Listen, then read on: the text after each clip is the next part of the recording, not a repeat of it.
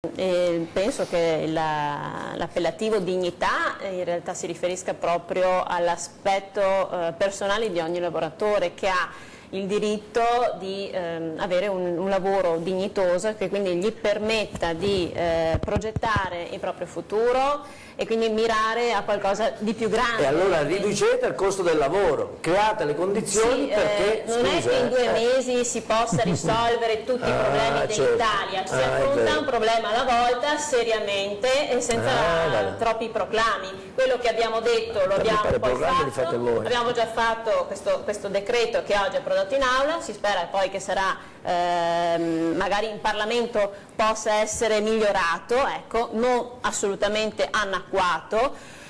Ci possono essere delle migliorie, abbiamo detto anche ad esempio per i voucher, siamo favorevoli anche all'introduzione di questi per quanto riguarda determinate mansioni che possono essere quelle di certi settori come il turismo, come l'agricoltura, esattamente, ecco, su questo siamo completamente d'accordo. E dignità penso che si riferisca anche al fattore del gioco d'azzardo, perché sappiamo che questa patologia, ludopatia, è ormai presente in maniera irreversibile e in maniera così notevole, importante, e bisognava trovare un argine, una soluzione a questo problema, quindi evitando che attraverso i media si faccia la pubblicità di tutto quello che riguarda appunto le macchinette, il lotto e tutto quello che riguarda questo mondo che crea veramente disagi alle famiglie, alle persone e anche costi sociali. Presumo che bloccherete il gratta e vinci, tutte quelle cose che lo Stato, su cui lo Stato ci lucra sulla pelle dei cittadini. Bloccare è un discorso,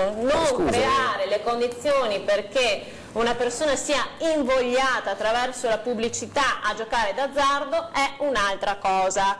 Visto che lei è medico, magari dovrebbe spiegarmelo meglio di me, e io non sono nemmeno del settore, ecco.